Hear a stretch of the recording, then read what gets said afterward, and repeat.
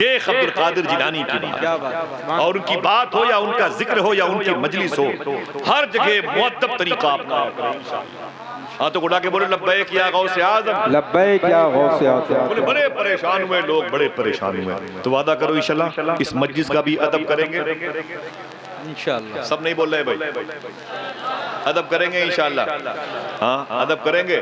ادب کرنے سے فائدہ کیا ہوگا؟ ہاں ہندوستان میں بدیش منترالیہ کی ڈیوٹی ملی ان کو، اور بغداد شریف میں کرسچن لڑکی چلی گئی بغداد شریف، اور جا کر کے اس نے اپنی ڈیوٹی نبھائی بدیش منترالیہ میں۔ بدیش منترالیہ میں بیٹھ جائیں بھائی جان، بیٹھ جائیں ادھر ادھر بیٹھ، ادھر ادھر زمین پر نہ بیٹھے، دیکھو بہت بہت شکریہ، اس کنڈیشن میں بھی آپ لوگ بیٹھے ہوئے ہیں۔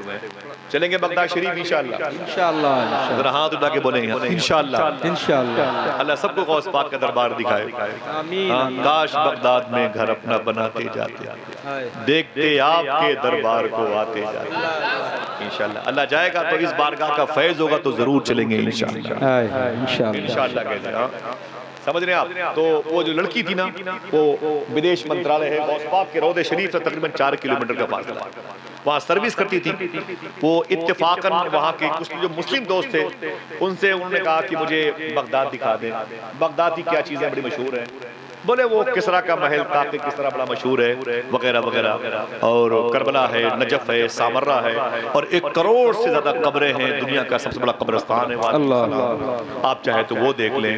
تو وہ کہتی میں دیکھتی دیکھتی پھر میں نے کہا اور کوئی جگہ؟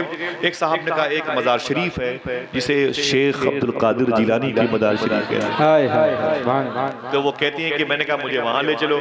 کہا جب مجھے غوث پاک کا روضہ دکھایا گیا تو میرا دل لگ گیا، دل ایسا کھچا کہ میں اٹھنے کا نام نہیں لیتی۔ جب بھی چھٹی ہوتی ہے ٹیکسی پکڑ کے سیدھے غوث پاک کی بات، سیدھے 4 کلومیٹر ٹیکسی، وہ سیدھے نہر دجلہ ہے اسے کراس کر کے سیدھے چلی جاتی ہے۔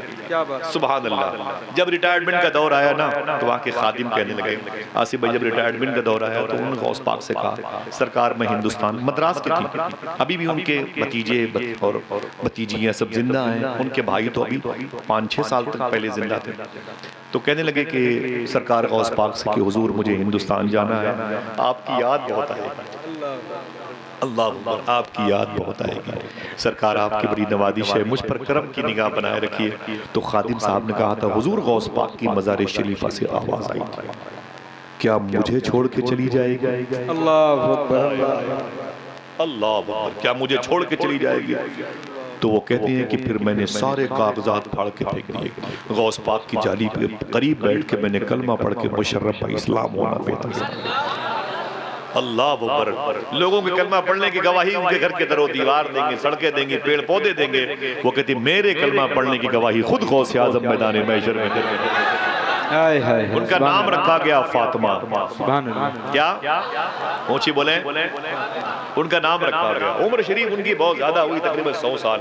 میں جب تک بغداد شریف میں رہتا رہا، جب میں آستانے پہ میرا قیام ہوتا رہا نا، تو دوپہر میں رات میں کھانا میں ہی لے کے جاتا تھا فاطمہ خالہ کو۔ 100 سال کے اوپر ان کی عمر شریف تھی، اور ان کی چپل کو میں اپنی ٹوپی صاف کرتا تھا، ان کے واش روم کو صاف کرتا تھا۔ فاطمہ خالہ کے بڑے بڑے بزرگوں کو میں نے دیکھا ہے اپنی پگڑیاں اتار کر کے فاطمہ خالہ کے پیروں سے مس کرتے تھے۔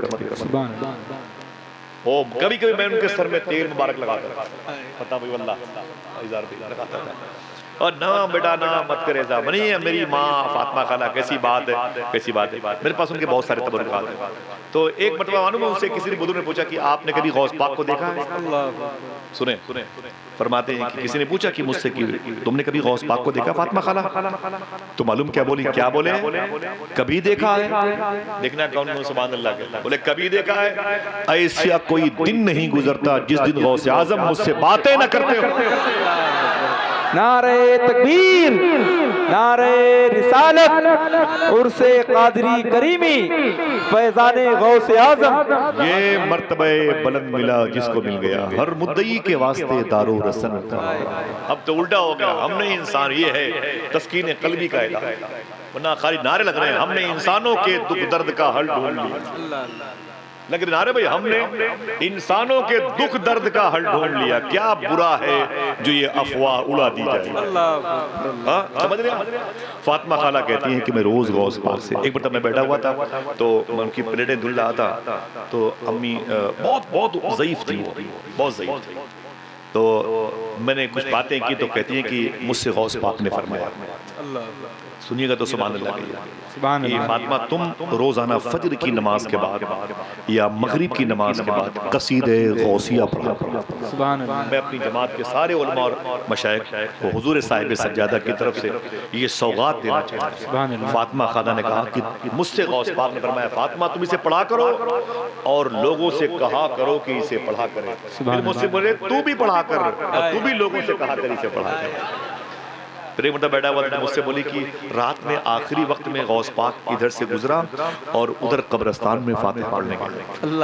مجھ سے بولی بڑی شان تھی، وہ معلوم ہے اپنے دوپٹے سے غوث پاک کے آنگن کی خدمت کرتی، سبحان اللہ، اپنے دوپٹے سے۔ بابا غلام احمد بڑے عظیم بزرگ تھے، ان کے کپڑوں کو دھلتی تھی، ان کے لیے روٹیاں اور مرچ کی چٹنی بناتی تھی، وہ کھاتے تھے اور فاطمہ خالہ بیٹھی تھی اور صرف غوث پاک کے روزے کو دیکھتی ہوتی تھی۔ بڑی مبارک خاتون تھی، بڑی مبارک خاتون تھی۔ معلوم ہے کیا کرتی تھی، ان کی ایک عادت تھی، رات کو سونے سے پہلے ہوٹلوں سے روٹیاں منگواتی تھی، جسے خبز کہتے ہیں، خبز روٹیاں منگواتی بہت ساری اور اسے کئی گھنٹے میں ٹکڑے ٹکڑے ٹکڑے کرتے روٹیاں، کئی گھنٹے وہ ٹکڑے ٹکڑے کرتی اور ڈھیر سارے روٹیوں کے ٹکڑے ہو جاتے تو اسے فجر کی نماز کے بعد غوث پاک کے آنگن کو جس کو صحن قادری کہا اسی میں لا کر کے ان تمام روٹی کے ٹکڑوں کو بکھیر دیتے تھے اور دیکھتے ہی دیکھتے تقریباً 200-250 کبوتر آنگن میں آ جایا گیا۔ سبحان اللہ، ٹھیک ہے، وہیں پر مٹی کا برتن ہوتا تھا اور وہیں پر پانی، سبحان اللہ، اور پانی دیتی تھی۔ ایک مرتبہ ایک بغداد شریف کے بزرگ کہنے لگے، مجھے بلایا، بولے ذرا عبد الرحمن، بولے شیخ عبد الرحمن۔ میں نے کہا کیا بات ہے ماما؟ بولے ذرا تعال۔ بولے میں امی کے پاس گیا، میں نے کہا کیا بات ہے فاطمہ خالہ؟ بولے کہ دیکھو کتنے کبوتر ہیں؟ میں نے کہا 200-250 کبوتر ہیں۔ اچھا صحیح بتانا، کبوتر تو ایک کلر کے ہوتے ہیں نا جی، کہ الگ الگ ہوتے ہیں؟ ایک کلر کے ہوتے ہیں۔ تو فاطمہ خالہ کہتی ہیں اے شیخ عبد الرحمن، میں نے کہا کیا بات ہے؟ بولے کہ جو کبوتر کتنے ہیں؟ میں نے کہا 200 تو کہنے میں معلوم ہے یہ کہاں کے؟ کون کون سبحان اللہ کہتا ہے؟ معلوم ہے کہاں کہاں کا؟ میں نے کہا نہیں معلوم مما کہاں؟ بولی ادھر کے جو 17 کبوتر ہیں یہ کربلا سے آئے ہیں، 20 کے 32 کبوتر نجف اشرف سے آئے ہیں، 122 کبوتر کاظمین سے آئے ہیں، ان میں سے 72 کبوتر یہ سمرہ سے آئے ہیں، ان میں سے 33 کبوتر یہ آزمین سے آئے ہیں۔ تم کیا سمجھتے ہو یہ میری روٹی کھانے آتے ہیں؟ نا نا نا، یہ تو غوث پاک کی بارگاہ میں سلامی پیش کرنے کے لیے۔ سبحان اللہ، اللہ اللہ، یہ شان ہے حضور غوث پاک کی بارگاہ میں، مؤدب رہنے والے، ورنہ علماء قہر ہے۔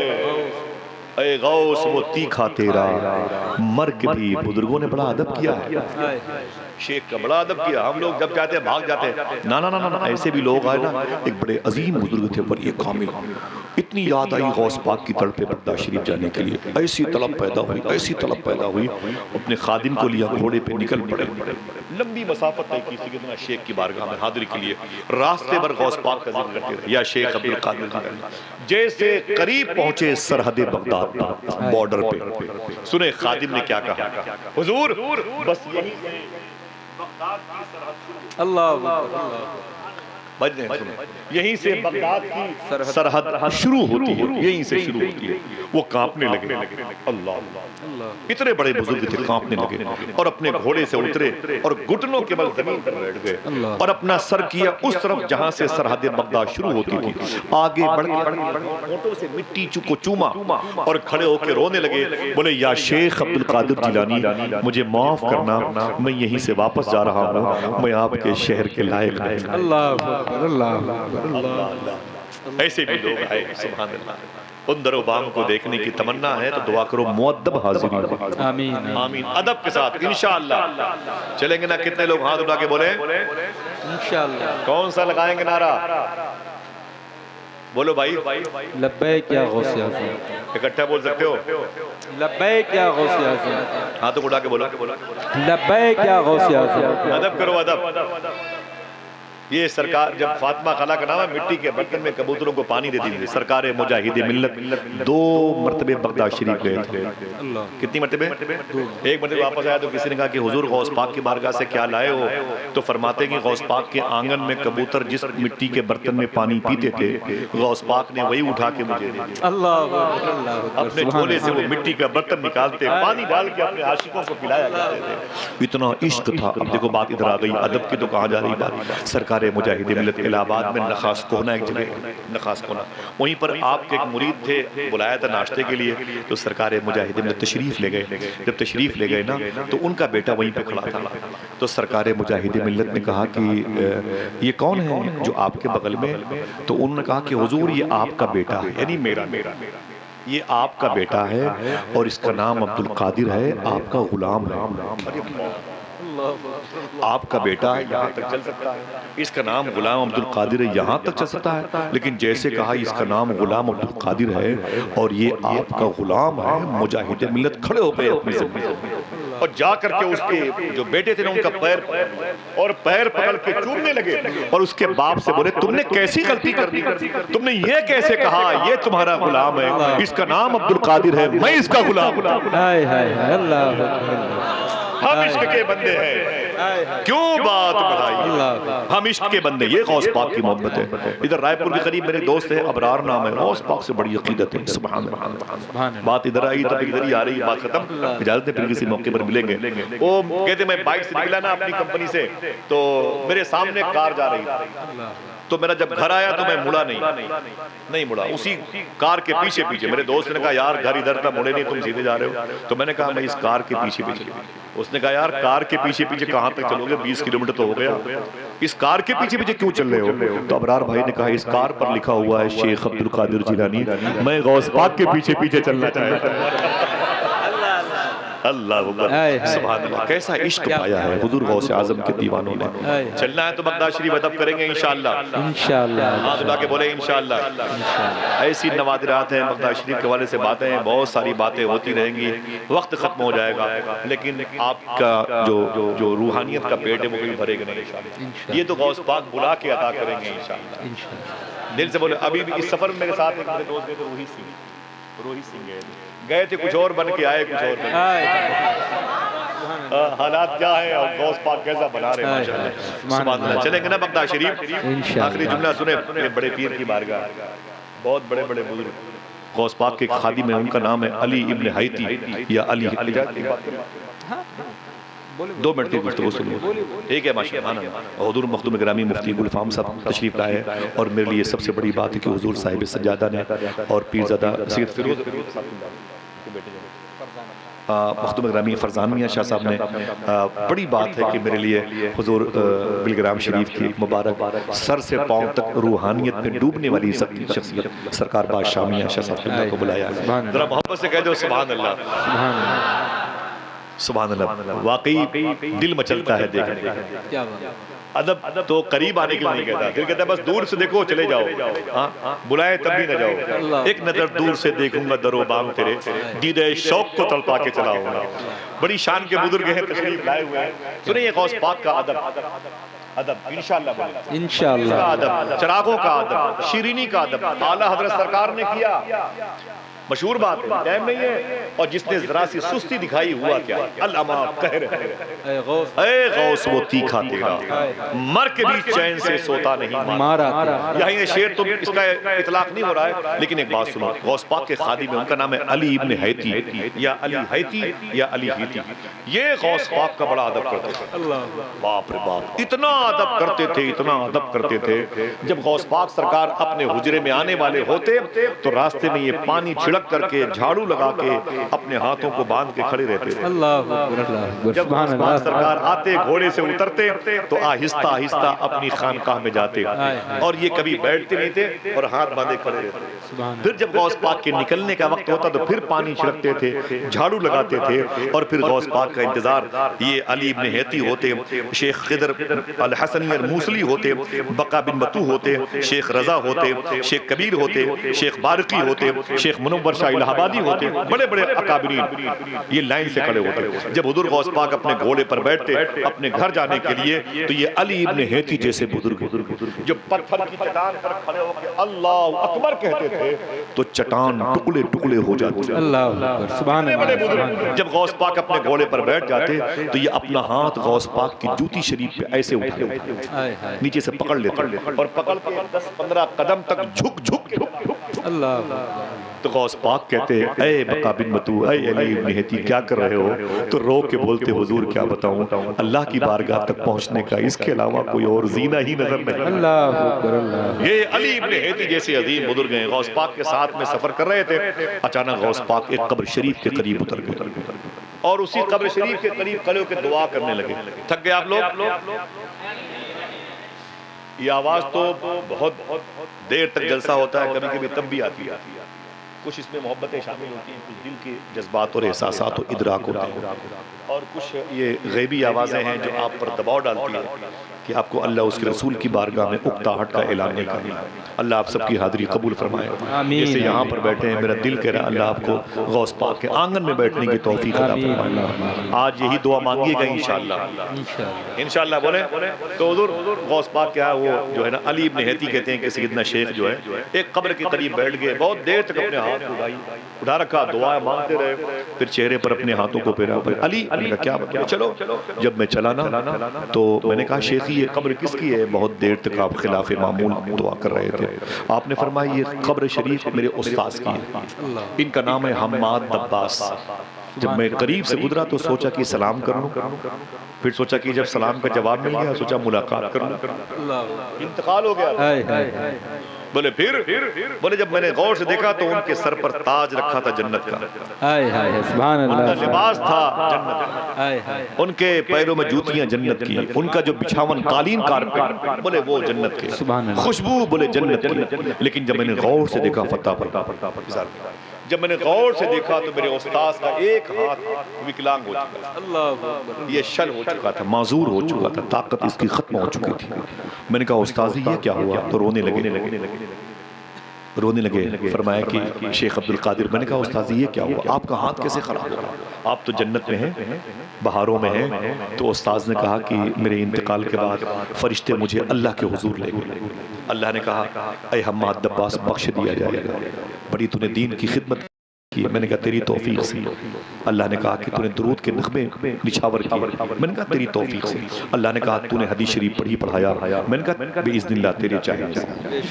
اللہ نے کہا سن حماد دباس تو بخش دیا جائے گا، لیکن یاد کر ایک مرتبہ تو بغداد شریف میں نہر دجلہ کے کنارے، دجلہ نہر کے کنارے ٹہل رہا تھا، تیرے پیچھے پیچھے میرے حبیب کا حبیب عبد القادر جیلانی ٹہل رہا تھا، اس کے ساتھ اس کے ہم سبق ساتھی کلاس فیلو وہ پیچھے پیچھے چل رہے تھے، اور سردی کے دن تھے، تو نے پیچھے مڑ کر کے شیخ عبد القادر کو داہنے ہاتھ سے زور سے دھکے مارے، اور میرا عبد القادر نہر دجلہ میں گر پڑا۔ سردی بہت زیادہ تھی، اس کا امامہ شریف بھیگ گیا، کپڑے اس کے بھیگ گئے، اس نے کچھ نہ کہا۔ اس کے ساتھیوں نے مذاق اڑایا تو تم نے کہا میں تو عبد القادر کے صبر کا امتحان لے رہا تھا، یہ صبر کا پہاڑ ہے، خبردار تم اس کا مذاق نہ اڑاؤ۔ تیرے اس جملے کے کہنے پر غوث شیخ عبد القادر کے ساتھی خاموش ہو گئے۔ اللہ نے کہا کہ اے حماد دباس، غوث پاک کہتے ہیں کہ شیخی یہ بات نہ بتائیں، یہ بتائیں کہ ہاتھ کیسے شل ہو گیا، ہاتھ کی طاقت کیسے چلی گئی۔ شیخ حماد دباس نے کہا اس واقعے کا تعلق اسی واقعے سے۔ بولے کیا؟ بولے اللہ کے حضور فرشتے لے گئے، اللہ نے کہا تو نے بڑی خدمتیں کی ہیں، تیری آنکھیں پاک، تیری زبان پاک، تیرا قلب و جگر پاک، لیکن اے حماد دباس سن، بخش دیا جائے، میرا ولی تھا، مقربان بارگاہ الہ میں تو شامل ہے، لیکن سن جس ہاتھ سے تو نے عبد القادر کو دھکے مارے ہیں اس ہاتھ کی طاقت میں چھین لوں گا، اسے واپس لے گا۔ شیخ حماد دباس کہتے ہیں استاذ سے غوث پاک فرمایا اے شیخ عبد القادر، فرمایا کیا بات ہے؟ کہا تم دعا کر دو اللہ تمہاری دعا رد نہیں کرتا۔ سبحان اللہ۔ غوث پاک فرماتے اے میرے خادم علی ابن ہیتی، میں نے اپنے ہاتھوں کو اٹھایا دعا کے لیے، صاحب و دل کہے تو بولنا سبحان اللہ۔ غوث پاک فرماتے جب میں اپنے ہاتھوں کو اٹھا کے اپنے استاذ کے ہاتھوں کی درستگی کی دعا کر رہا تھا تو 5000 اولیاء اپنی قبروں میں کھڑے ہو کر کے میری دعا پر آمین کہہ رہے ہیں، سبحان اللہ۔ اور اس وقت تک میں نے اپنی دعا کو جاری رکھا جب تک میرے استاذ کے ہاتھوں کو اللہ نے صحیح اور سالم سبحان اللہ۔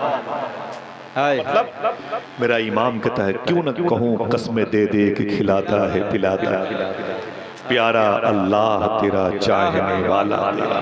ذرا ہاتھوں بڑھا کے بولے لبیک یا غوث اعظم. لبیک یا غوث اعظم. بہت بہت مبارک ہو حضور غوث اعظم کی بارگاہ سے جو تبرک ملا ہے وہ سچ بولنے کا اور حلال کھانے کا انشاءاللہ. وعدہ کرو انشاءاللہ. میں گزارش کروں گا آپ سب سے ہاتھ جوڑ کر کے اپنے بھائیوں سے شہنشاہ کی بارگاہ میں آئے ہیں. یہ بیسل پور کی زمین ہے, اس زمین نے اعلیٰ حضرت کے بھی قدم چومے. میں نے وہ گھر دیکھا ہے جس گھر میں اعلیٰ سرکار تشریف لائے تھے. حضور مفتی اعظم کا تو یہ ایک قسم کا وطن ثانی تھا. قرابت داریاں بھی ہیں ماشاءاللہ. لوگوں کے عقیدے سلامت ہے انہی مبارک سرکاروں کی وجہ سے الحمدللہ رب العالمین. تو دعا کرو اللہ ہمارے عقیدے کو سلامت رکھے. وعدہ کرو انشاءاللہ آج سے عہد کر لے سچ بولیں گے حلال کھائیں گے انشاءاللہ. ہاں تو گڑا کے بولیں انشاءاللہ. دو کام کرنے کی غوث پاک فرماتے تم دو کام کی ذمہ داری لے لو, عبدالقادر تمہاری بخشش کی ذمہ داری. سبحان اللہ. آپ جیسے لوگ ایسے بیٹھے رہے تو کئی دنوں تک جلسہ ہو رہا ہے, بارش پہ چاہے پانی گرے کہ پتھر گرے. یقین مانو جس طریقے سے آپ لوگ بیٹھے ہوئے ہو نا, اگر ایسے لوگ مل جائیں تو میں کئی دن تک بولتا رہتا. میرا دل واقعی بڑا خوش ہوا, بہت تھکا ہوا آیا تھا لیکن آپ سب کی محبتیں دیکھ کے میرا دل بڑا خوش ہوا. آپ زمین پر بیٹھے ہیں, اللہ آپ کو صحن قادری میں بٹھائے, آپ کو کربلا کی زمین دکھائے, آپ کو نجف اشرف کے سلطان کا در دکھائے, اور آپ سب کے گزرے ہوئے لوگوں کی مغفرت فرمائے. موجودہ لوگوں کی اللہ تعالیٰ عقیدے کو سلامت رکھے, نسلوں کے عقیدے سلامت رہے, اہل بیت کا ادب, اعلیٰ حضرت کے مسلک و مشرب پر چلنے کی توفیق. حضور سرکار غوث اعظم غریب نواز سرکار شانیاز سرکار امام اہل سنت قطب بریلی کی بارگاہ کا ہم سب کو بھکاری اور جاروب کش اور وہاں کا خاک روب بنائے. آمین. زندگی میں کبھی کوئی بات شریعت کے خلاف میری زبان سے نکلی تو میں توبہ کرتا ہوں. استغفر اللہ ربی من کل ذنب واتوب الیہ. لا الہ الا اللہ محمد رسول اللہ صلی اللہ علیہ وسلم. ذرا ہاتھوں اٹھا کر پھر سے بولیں لبیک یا غوث اعظم. لبیک یا غوث اعظم. لبیک یا غوث اعظم. لبیک یا غوث اعظم. حضور صاحب سجادہ کی طرف سے ایک مبارک عرس کی تقریب کی خوشبوؤں کو اپنی سماعتوں کے مشام جام میں سمونے کے لیے بہت بہت مبارک ہو. بھائی محترم اظہار شاہجہاں پوری